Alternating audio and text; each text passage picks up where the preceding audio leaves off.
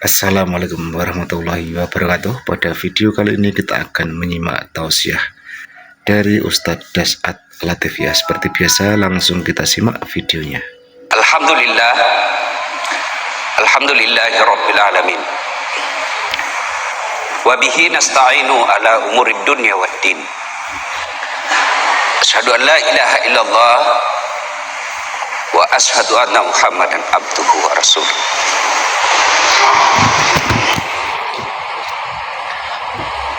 Allahumma salli ala sayyidina Muhammad wa ala alihi wa sahbihi ajmain.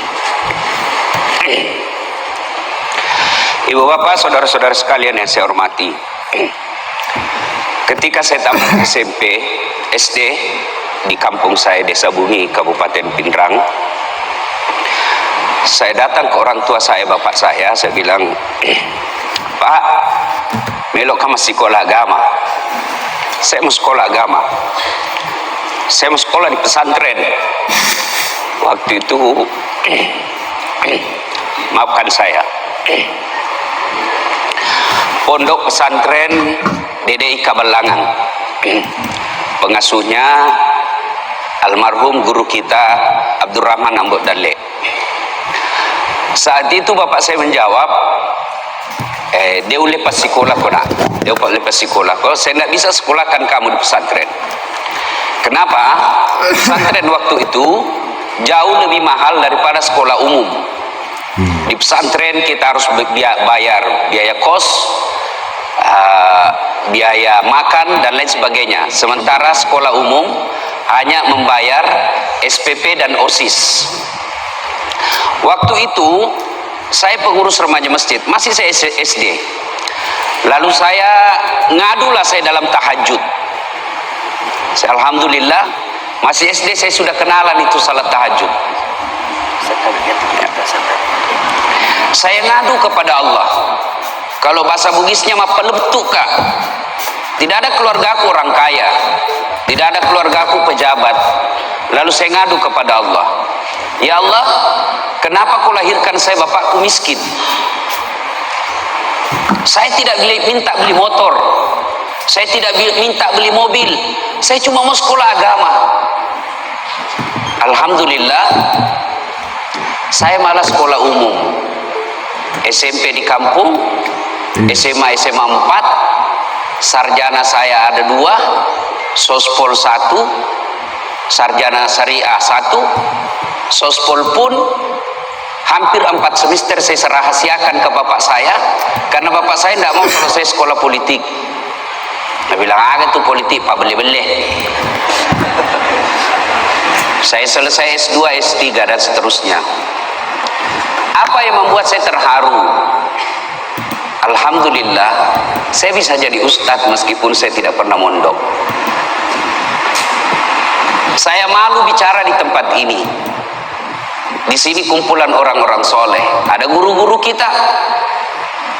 Saya kalau ketemu teman-teman guru-guru di Wahda Islamiyah, saya selalu berkata Tuan Guru. Guru. Kenapa? Disitulah pusat orang punya ilmu. Saya ini hanya pandai menyebarkan ilmu. Sumber ilmu saya dari teman-teman saya di Wahda. Lalu menjadi pertanyaan, kenapa orang panggil saya dakwah? Nah saya ini kasihan, bukan keilmuan dalam bidang dakwah. Ternyata salah satu sebabnya ketika orang saya tanya, bagus cara tak menyampaikan Ustaz. Tidak ada orang sakit perasaannya. Paling banyak sakit perasaannya ibu-ibu. Tapi heran, tetap kita suka itu ibu-ibu Ustaz. Inilah kemudian saya bersyukur pernah sekolah dan sampai sekarang masih mengajarkan ilmu komunikasi.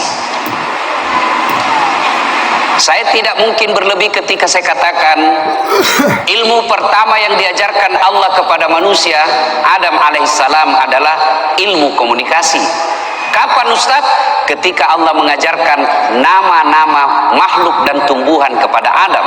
Nama adalah simbol, simbol adalah kajian utama ilmu komunikasi. Ibu bapak, saudara-saudara sekalian yang saya hormati. Nah, melanjutkan. Itu tadi intermezzo saja. Alhamdulillah emosi saya sudah mulai terkontrol. Saya gampang tersentuh ketika kumpul dengan teman-teman ustadz, karena saya bilang dalam hatiku, mereka mendalami ilmu agama sampai ke luar negeri, tinggalkan keluarga, kadangkala keluarkan ongkos baru bisa mendapat ilmu yang sangat dalam. Saya alhamdulillah santai-santai ji bisa dapat ilmu.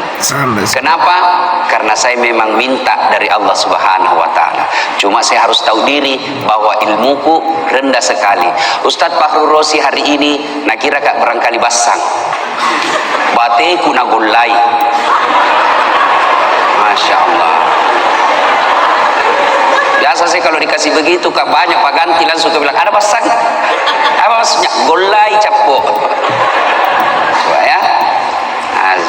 Bapak Ibu saudara-saudara sekalian, Waqala Allah berfirman dalam Al-Quran, Bismillahirrahmanirrahim. Bismillahirrahmanirrahim. Ya ayyuhalladzina amanu dukhulu fis-silmi kaffatan wa la tattabi'u khutuwatis syaitan innahu lakum adu mubin. Wahai orang-orang yang beriman, masuklah engkau ke dalam Islam secara sempurna. Jangan Islam pencitraan. Sekarang ini kalau musim pilkada, itu politisi penampilannya kala-kala ustad.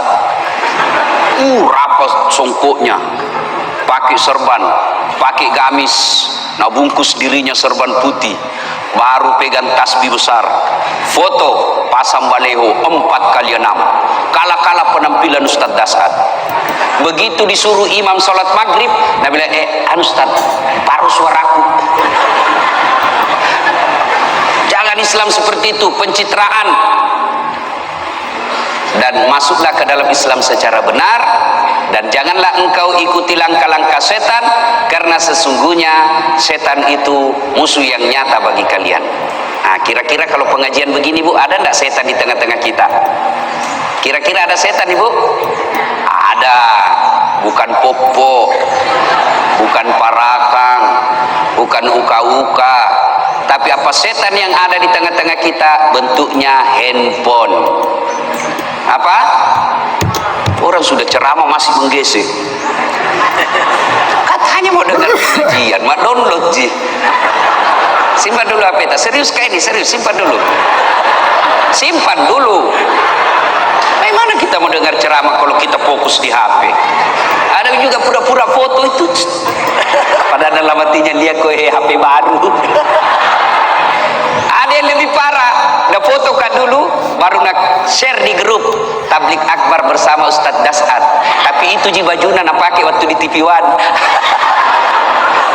Itu ada juga begitu. Nah ibu bapak saudara-saudara sekalian, pada Tablik Akbar kali ini tema yang saya ingin sampaikan fokus pada cinta. Adik-adik ini yang banyak kecuping-kecuping. Ini adik-adik percayalah, semua penyakit kita ingin cepat sembuh.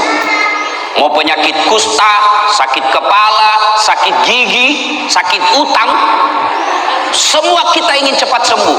Satu-satunya penyakit yang kita tidak mau sembuh adalah penyakit jatuh cinta. Inilah penyakit jatuh cinta, nggak mau kalau sembuh, maunya kita jatuh cinta selamanya. Nah, bicara tentang cinta saya tidak mau ceramah. Saya hanya ingin menyampaikan kisah-kisah bagaimana cinta, dakwah dengan cinta. Satu, adik-adik pernah, saudara-saudara, bapak ibu pernah dengar kisah Rasulullah Sallallahu Alaihi Wasallam di Taif. Rasulullah mendapat tekanan di Mekah, mendapat hinaan, mendapat cemoohan, teror secara fisik, teror secara mental. Fisiknya dilempari, mentalnya diludahi, rumahnya dipasangi duri. Lalu siapa yang lakukan itu? Bukan orang lain. Siapa? Keluarganya sendiri. Siapa? Abu Lahab. Tahu itu Abu Lahab deh? Tahu ke Abu Lahab? Tahu? Sepuh satu kali saudarana bapak Nabi.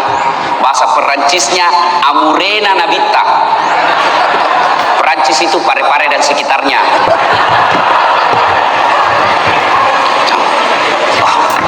Kalau orang lain yang teror kita, bos, bisa dilawan. Kalau orang lain yang menghina kita, kita bisa aja berkelahi. Tapi ini paman kita.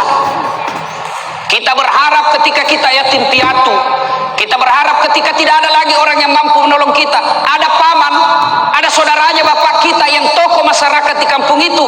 Tentu harapan kita, mudah-mudahan kodong ini pamanku bisa tolong kak. Tapi apa yang terjadi? Justru pamannya Nabi dan istrinya yang teror Nabi. Bayangkan, teror fisik, teror mental. Tapi Nabi tidak pernah lebay. Tidak pernah kita dengar Nabi cuti jadi rasul. Karena tekanan akhirnya cuti 1 bulan. Tidak pernah. Lalu dalam desakan dan hinaan seperti itu, Rasulullah Sallallahu Alaihi Wasallam ke Taif. Saya waktu terakhir ke umrah, saya sempat ke Taif. Itu Taif, kita naik tebing-tebing gunung. Kemudian sampailah kita di Taif. Nabi sampai di Taif, waktu itu jalan kaki. Saya naik mobil masih hampir 2 jam. Itu pun ada teman saya mabuk. Kenapa? Ular tangga. Naik lagi. Anak-anak zaman now tidak tahu ular tangga. Kita dulu waktu tak kecil, ular tangga. Kalau dapat tangga naik lagi. Begitu dapat ular, turun begitu deh. Coba, masya Allah. Sampai di Taif, apa Nabi lalu sampaikan? Nabi lalu sampaikan keinginannya. Saudara-saudara sekalian, minta pertolongan. Saya ajak kalian ikut beriman kepada Allah. Jangan sembah kecuali Allah. La ilaha illallah Muhammad Rasulullah. Bagaimana reaksi orang Taif? Masya Allah. Orang-orang tua di Taif nak kumpulkan itu anak-anak. Anak-anak bocah, ABG. Dia bilang, pikul lempar itu, lempari. Bayangkan Pak, kalau orang dewasa lempar ki, masih kita merasa terhormat. Kenapa? Seusia ki bos. Tapi anak-anak yang musir kita, itu tekanannya, tekanan psikologisnya sangat tinggi. Lalu pada saat Nabi dilempari, datang malaikat Jibril menawarkan bantuan. Dia bilang, Jibril, kalau bahasa kita, Mas bro, Muhammad tak lewat-lewat itu. Saya diperintah Allah, berdoa kau saja, Allah angkat. Saya diperintah Allah, saya lempar ini 1 kampung, saya hancurkan mereka. Kira-kira kita deh ada ini borong ki, nabuli ki 1 kelas, tiba-tiba datang ke polsek, bagaimana? Apa jawaban tak kira-kira? Kalau saya 1 kampung lempari kan, tiba-tiba datang Densus, bagaimana Ustaz? Tangkap, tembak semua. Tapi apa jawaban Nabi? Jibril, kalau betul Allah ingin mendengar doaku kali ini, saya hanya ingin berdoa, ya Allah, berikan hidayah kepada seluruh masyarakat Taif. Jangan hancurkan mereka. Mereka lakukan itu karena dia tidak tahu saya. Mereka lakukan itu karena mereka tidak paham apa yang ingin saya bawakan kepada mereka. Saya hanya minta, ya Allah, berikan hidayah kepada mereka. Masya Allah. Coba berbeda. Inilah yang disebut dakwah dengan cinta. Kisah kedua, bicara soal cinta. Bapak saudara-saudara sekalian, cinta, dakwah dengan cinta, dan cinta tidak akan muncul tanpa ada kesabaran. Coba, kita kira gampang jadi ustadz. Wah, banyak itu cobaannya bos. Bayangkan kalau kita diundang sampai ki di sana, kita berharap nak kasih makan ki dulu, baru ki tiba dari Balikpapan, apa ki sedih, jantung baki langsung buka ini Ustaz.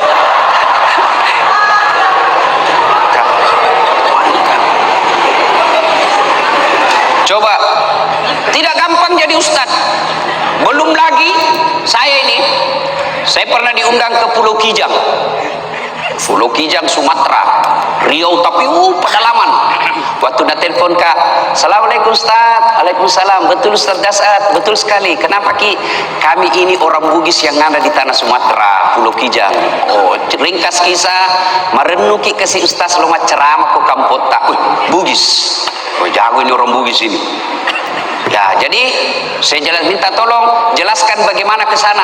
Dia bilang, Ustadz, naik pesawat dulu ke Jakarta, dari Jakarta kemudian ke Jambi, dari Jambi menyeberang speed ke Pulau Kijang. Saya bilang, berapa lama naik speed?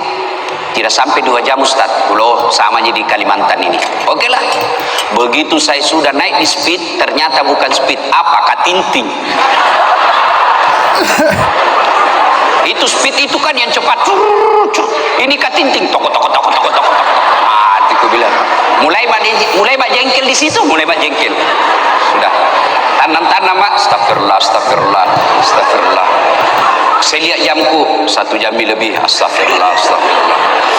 Begitu 2 jam belum sampai. Dalam hatiku Nabi bilang ini tidak sampai 2 jam. 2 jam ini sampai 5 jam belum sampai. Langsung aku bilang, Daeng, kita bilang tidak sampai 2 jam. Nah 5 jam ini belum sampai. Nah bilang, tak gampang kak kasih Ustaz. Maafkan saya Ustaz. Kenapa? Ini sebenarnya hampir 9 jam. Wah, la ilaha illallah. Saya bilang, kenapa tidak terus terang supaya saya sediakan fisik dan mental? Apa dia bilang? Kalau saya jujur Ustaz, pasti Ustaz tidak mau datang. Itu kuncinya adalah kesabaran. Itu baru perjalanan bos, belum lagi diri honor. Ada togi yang tipu Ustaz itu. Masuknya Ustaz, tapi Ustaz sampai pakai saya kirim di rekening tak. Oh iya siap. Sampai sekarang nggak dikirim-kirim. Betul ini Pak. Ada juga dan itu pejabat. Bayangkan itu mentalnya pejabat Indonesia. Ustaz saja netipu. Belum lagi yang potong. Lebih banyak ambil daripada kita. Khutbah Jumat biaya rutin 200.000. Begitu sampai di rumah, 50.000 di sini.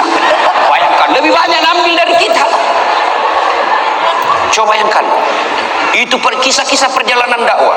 Apalagi belum lagi yang nak kasih kotak kosong, kwitansi kosong. Selesai terutama di kantor-kantor. Selesai mungkin ceramah tabis tas kwitansi. Berapa? Kasih kosong bisa aja Ustaz. Bilang jangan ambil semua. Bayangkan kalau saya tanda tangan kwitansi kosong.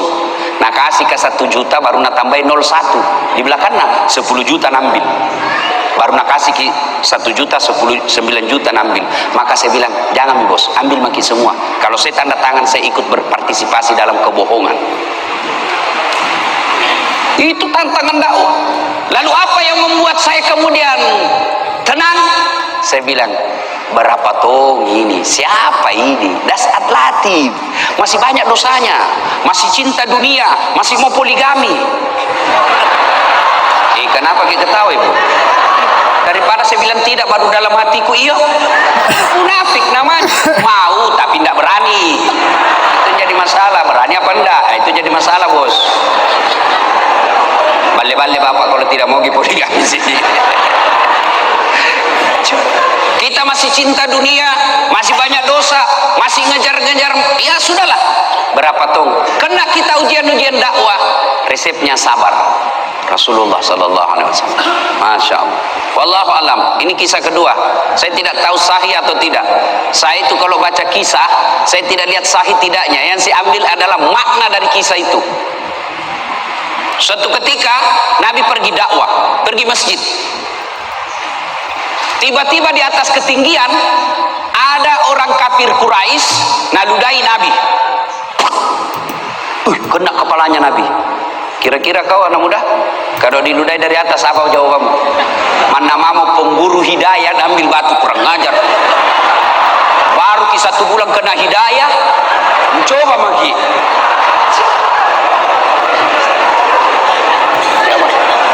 Nabi begitu diludai, Nabi lihat ke atas dan senyum. Apa dia bilang?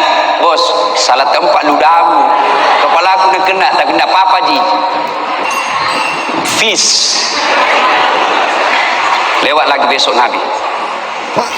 Tempat yang sama, waktu yang sama, ditunggui memang ini, diludai lagi. Kena lagi Nabi, dia bilang ji Nabi, tidak apa-apa ji bos, aku maafkan kok. Ketiga kalinya, hari ketiga masih begitu. Besoknya lewat Nabi, Tidak ada. Mina tunggu-tunggu Nabi, mana langgananku ini? Biasanya ada ludaika di sini. Oh, sampai Nabi tanya, siapa kenal si fulan? Oh ya, di mana rumahnya? Biasanya saya lewat situ ada ludaika. Tidak tahu kenapa ini tidak ada. Oh, dapat informasi. Malah saya Nabi, sakit dia ya Rasul. Kamasian aku dong. Akhirnya Nabi pulang ke rumahnya dan berkata kepada istri beliau, ya Ummul Mukminin Khadijah, ada roti? Ada kurma? Ada. Bungkus sih. Mau kemana ya Rasul? Mau pergi lihat langgananku. Sakiki kodong. Sampai dia ketuklah rumahnya itu orang yang Nabi. Assalamualaikum. Siapa? Muhammad. Muhammad siapa? Langgananmu bos. Mati. Makda maki. Datang Muhammad balas dendam ini. Selesai dia bilang, saya tadi di tempat biasa. Saya cari-cari tidak ada. Rindu-rindu tuh nggak kurasa dengan ludata. Ternyata sakiki bede. Nah, ini ada roti saya bawakan ki, ada kurma saya bawakan ki. Kita makan, saya doakan ki mudah-mudahan cepat sembuh. Masya Allah.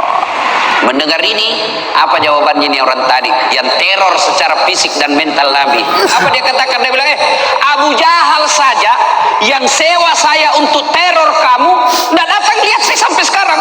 Justru kamu orang pertama yang datang membesuk dan mendoakan saya. Luar biasa akhlakmu ya Muhammad. Masya Allah. Akhirnya apa? Ini orang menyatakan, saksikan ya Muhammad, la ilaha illallah Muhammad Rasulullah. Tiada Tuhan selain Allah dan Muhammad adalah utusan Allah. Saya tidak persoalkan ini kisah sahih atau tidak. Jangan lagi nanti share nabuli lagi di Facebook. Itu ustaz palsu. Sudah aku kasih tahu ki. Saya tidak persoalkan sahih tidaknya ini kisah. Yang saya ingin ambil adalah makna dari kisah itu. Pelajaran yang ingin kita ambil.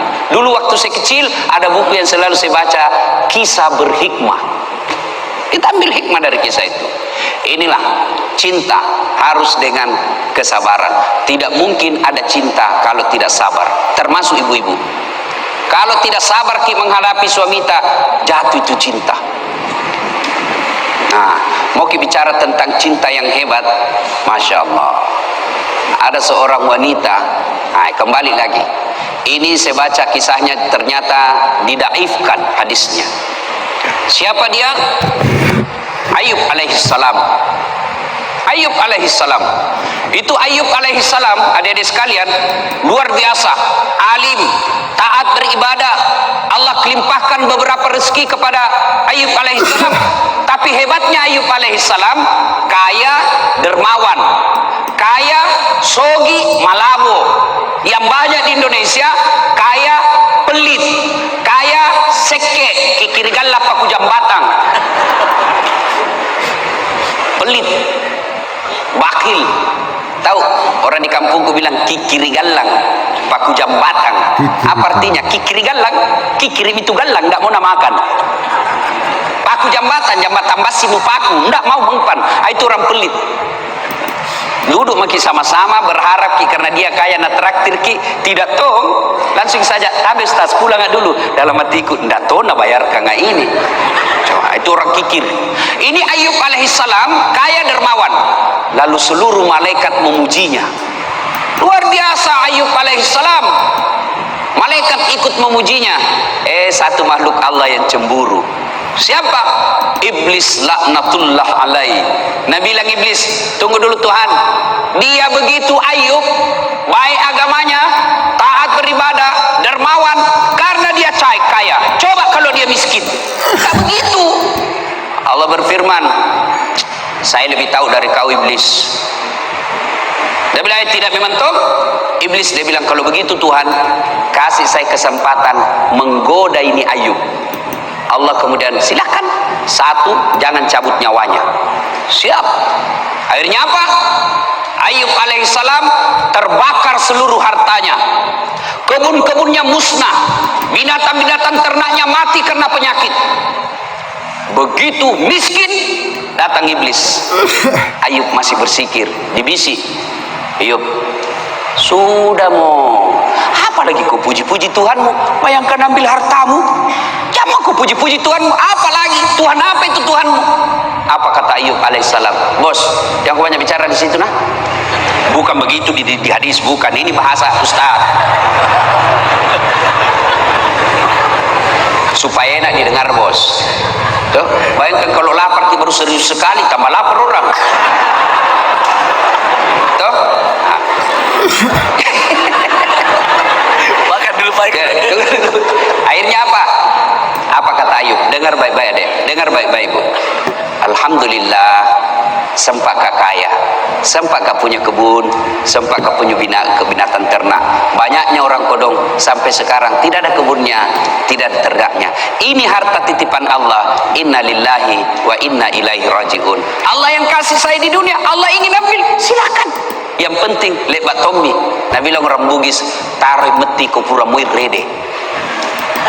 Oh, Nabi bilang kalau bahasa kita, dia bilang kira-kira kalau bahasa kita ya, apai. Dia bilang itu iblis, apai, masih mau kok? Begitu? Nabi bilang tidak. Itu Ayub begitu karena dia anaknya. Coba kalau tidak ada anaknya. Allah berfirman, tidak ada anaknya atau tidak, dia taat. Akhirnya apa? Wafat lagi anaknya. Datang lagi iblis. Bos, sudah itu kau sembah Tuhan. Bayangkan, dari ada hartamu nambil mi, sekarang anakmu lagi nambil, sudah mi. Apa kata Ayub alaihissalam? Jangan kau banyak bicara di situ deh, bosan kuliah kok. Coba, alhamdulillah sempat kau punya anak.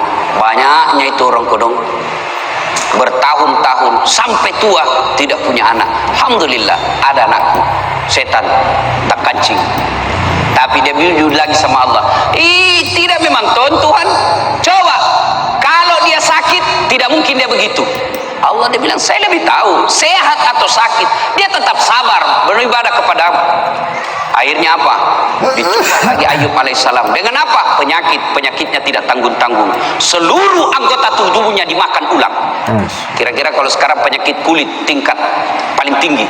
Bahkan riwayat yang saya baca itu kelihatan itu sedikit tulang-tulang pipinya apa itu di sini karena habis dimakan ulat. Ayub alaihissalam datang lagi di iblis. Bayangkan Tuhanmu nambil hartamu, nambil anakmu. Sekarang kau lagi nak kasih sakit. Sudah mi. Apa kata Ayub alaihissalam? Bosan-bosan kuliah kok, tidak berhentimu datang sama saya. Tidak ada apa-apanya ini. Masya Allah, puluhan tahun saya sehat. Masa gara-gara penyakitku yang baru sesaat ini saya lalu melupakan nikmat Allah? Tidaklah. Inna lillahi wa inna ilaihi rajiun. Lalu itu datang lagi istrinya. Dia bilang apa sama istrinya? Istrinya bilang apa? Bang, berdoa maki sama Tuhan, minta ki supaya berhenti penyakit tak. Apa kata Ayub alaihissalam? Masih kak, saya malu minta kepada Allah. Puluhan tahun saya sehat, baru beberapa saat saya sakit, saya malu kepada Allah. Lalu iblis tidak putus asa, dia datangi lagi Ayub alaihissalam. Gagal dia goda Ayub, maka dia datangi istrinya. Istrinya dihasut. Maka ibu-ibu hati-hati. Biasanya setan mati akal hadapi suami, tapi dia masuk sama istrinya. Suaminya mau pergi sedekah, mau bantu sahabat pemburu hidayah, dia mau kasih uang sumbangan 500.000, sudah ada di dalam dengan amplop. Tiba-tiba dilihat istrinya, Pak, kenapa ada ini uang 500.000? Mau diapa? Ada itu anak muda kodong mencari hidayah, mau saya kasih di sumbangan beli Quran. Dia bilang, talekan ini sok kaya. Apa orang lagi itu ada anak gue beli kaki pulsa. Akhirnya gagal bersedekah. Kenapa? Godaan setan dunia dalam bentuk istri lebih besar daripada godaan yang tidak kelihatan. Itu Nabi bilang orang di kampungku setan mak bulu-bulu. Susah diusir. Kalau setan yang tidak kelihatan baca basmalah lari. Kalau istri tak dibacakan Yasin, dia bilang, kok kira kau mati? Coba. Sampai-sampai ada bapak-bapak ditanya sama istrinya, ada warna kau suruh simpan di bawah tempat tidur. Tidak apa sama istrinya. Nah, bila istrinya, Pak, uang apa ini? 1,5 juta. Uang sial. Maksudnya apa? Batin aku sembunyi, udah apa Ji?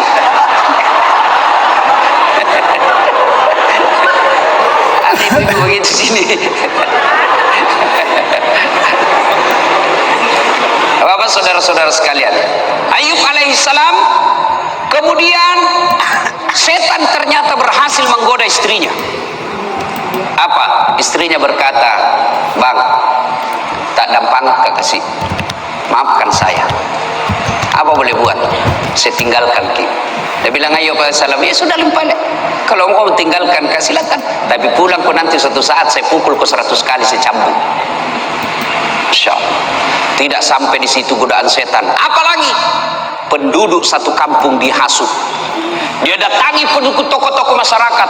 Dia bilang, usir Ki Ayub. Usir dari kampung. Kenapa? Nah, tulari kau nanti itu penyakitnya. Dia akan membawa satu kampung ini penyakit, semua kena penyakit. Usir Ayub. Datang kepala kampungnya. Ayub, maafkan kami. Kami cinta kepadamu Ayub, tapi mohon maaf, kami takut ketularan penyakitmu. Ayub alaihissalam lalu berkata, lemukna tu nyawamu mbok, teganian kau, tolong angkat tangan di antara kalian, siapa yang tidak pernah saya bantu? Tolong ini penduduk kampung, angkat tanganmu, siapa yang tidak pernah saya bantu? Lalu ini kepala kampung bilang, kami sadar Ayub, sudah kau bantu kami semua, tapi takut ke penyakitmu. Akhirnya apa? Ayub alaihissalam diusir dari kampungnya dalam keadaan sakit, dalam keadaan miskin, ditinggalkan oleh istrinya. Ayub alaihissalam pergi ke padang pasir lalu bikin tenda-tenda. Disitulah kemudian Allah mengabulkan doanya Nabi Ayub alaihissalam. Lalu Allah perintahkan kepada Jibril alaihissalam, hentakkan kakinya Ayub.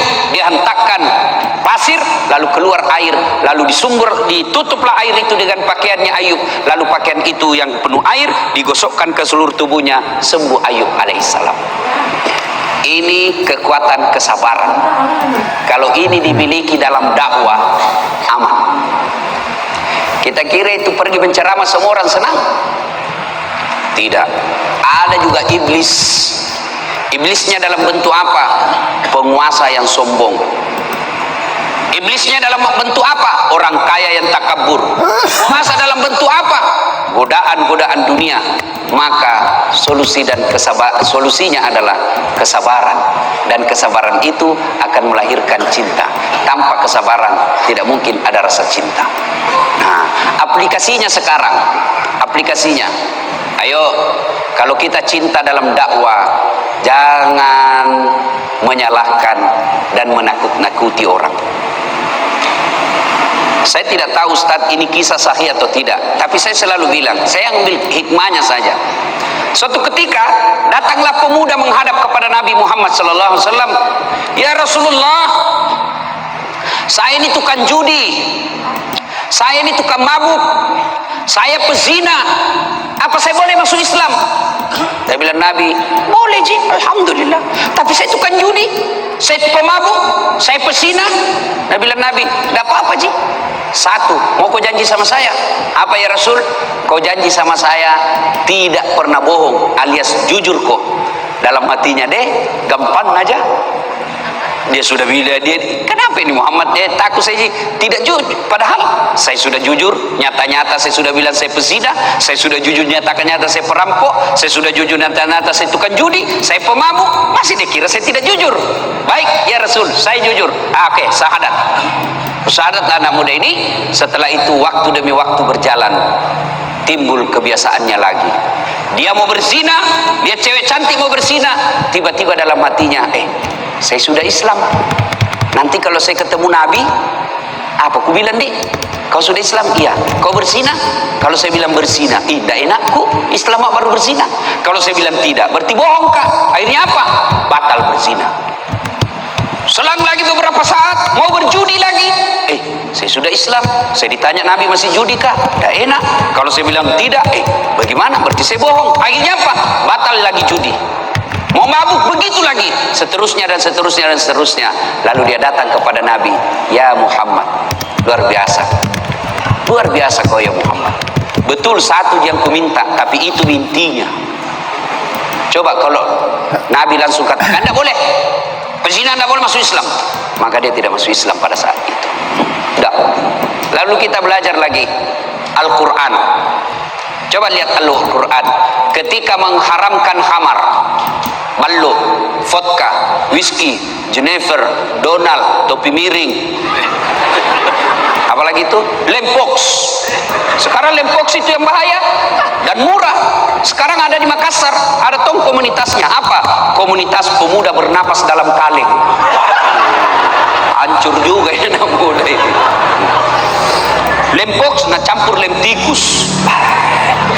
Apa nak bilang cemen lu men, masa baru satu botol teler mangko itu teman tak tahu aja gona sampai masuk di got.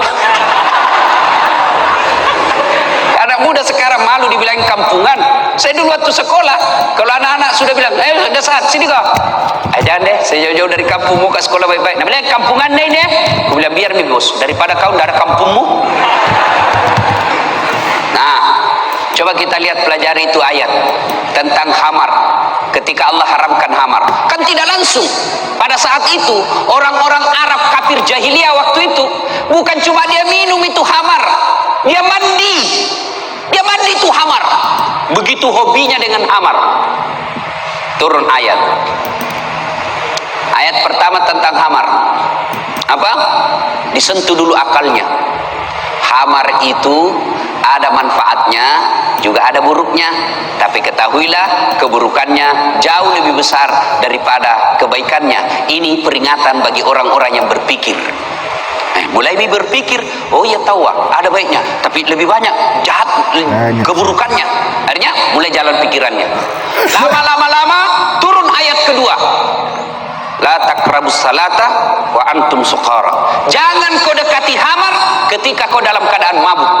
Artinya apa? Yang tadinya orang Islam sudah masuk Islam, yang tadinya orang kafir masuk Islam 5 kali sehari semalam sholat, artinya 5 kali tidak boleh mabuk. Maknanya dalam sehari makin jauh dia dari khamar. Lama-lama turun ponis terakhir, keputusan akhir. Innamal khamru rijsun min amali syaitan. Sesungguhnya khamar rijsun, bapak moyangnya dosa, min amali syaitan, perbuatan syaitan, jauhi agar kamu termasuk orang-orang berdosa. Nah ini, jadi kalau ini kita pakai berarti dakwah itu harus bertahap. Ya kira-kira kalau anak muda gaul baru datang sama kita, Ustadz bagaimana pacaran? Boleh. Betul ke Ustadz? Betul, yang penting jangan kau ketemu. Iya Ustadz, iya yang penting pacaran syar'i. Maksudnya jangan kau ketemu, SMS saja. Sudah itu datang lagi, mulai dilihat jauh jarak. Dek, apa gunanya itu pacar-pacaran? Kasih habis pulsa, bikin pikiranmu mumet, bikin hayalanmu berdosa. Sudah jangan saja. Lebih baik kau langsung lamar. Tapi tidak ada pekerjaanku. Rezeki bukan soal kerjaan, rezeki itu Allah yang ngatur. Tidakkah dalam Quran mengatakan satu orang menikah tambah lagi satu orang menikah maka 2 rezekinya, 1 tambah 1 menjadi 2. Jangan aku putus asa. Sudah itu. Coba kalau baru datang yang tadinya hobi pacaran, mana pacaran haram, dede jam ikut pengajian deh saking haram. Ada orang pulang pengajian, saya tanya bagaimana? Tidak mau ikut pengajian Ustaz. Apa? Dede itu Ustaz saya saking neraka na cerita pemala-mala. Coba kalau yang tetangga datang ke gedung apa? Menyentuh apa? Kamu berdosa, Tuhan ingin mengampuni, puji haleluya. Habis lagi dosanya. Datang saja, habis lagi dosanya. Kita khutbah Jumat sangi neraka, bakar, dibanting, ditusukkan kau, dipijit lehermu. Nabi anak muda, dede pamala-mala. Dede, coba. Ya. Nah ibu bapak saudara-saudara sekalian, terlalu banyak saya bicara, nanti terlalu banyak salahnya. Nanti kalau ada salah Ustadz Fahrul Rosi yang akan meluruskannya. Demikian pada intinya Rasulullah berhasil menyampaikan dakwah dan sampai kepada kita ajaran-ajaran Islam ini karena disampaikan dengan cinta. Kalau kita berdakwah dengan cinta, maka insya Allah tidak ada yang menjadi musuh kita. Ya, salah boleh kita berbeda pendapat, Dek, boleh. Saya itu sepanjang perjalanan jadi dai, saya tidak senang membahas masalah khilafiyah, ikhtilaf, perbedaan pendapat ulama. saya tidak senang. Lebih baik saya senang bahas itu bagaimana itu nak muda mau datang di masjid berjamaah, bagaimana itu orang kaya mau bangun masjid, bagaimana ibu-ibu ini diajari anaknya pakai aurat, tutup aurat. Soal bagaimana Nabi dakwah takbir, saya tidak terlalu tertarik. Ada yang begini Ustaz, ada yang begini Ustaz, ada yang begini. Mana cocok semua, yang mana tidak cocok, yang tidak angkat tangannya. So, begitu saja ya. Saya dalam ini boleh kita berbeda, boleh. Saya dalam mazhab dakwah saya, metode dakwah saya tidak terlalu tertarik membahas yang begitu-begitu. Saya lebih senang membahas bagaimana orang-orang ini mau datang ke masjid, mau bersedekah, mau menghindari gosip, ya. Sekira itu. Demikian Bapak saudara-saudara sekalian, mohon maaf yang sedalam-dalamnya jika ada kata dan kalimat yang tidak berkenan. Kita bisa lanjutkan nanti dalam sesi tanya jawab. Insya Allah Anda bertanya, saya jawab. Bagaimana kalau tidak tahu Ustaz? Saya tetap jawab. Apa jawabannya? Saya tidak tahu. Masa saya mau tahu semua, bukan nggak saya kamus. Cukup Ustaz? Alhamdulillah ya. Demikian, mudah-mudahan ada manfaat. Lebih dan kurangnya mohon dimaafkan. Assalamualaikum warahmatullahi wabarakatuh. Oke ya, itu tadi sudah kita simak bersama-sama tausiah dari Ustadz Das'at Latif. Semoga bermanfaat. Akhirul kata, mohon maaf apabila ada kesalahan. Assalamualaikum warahmatullahi wabarakatuh.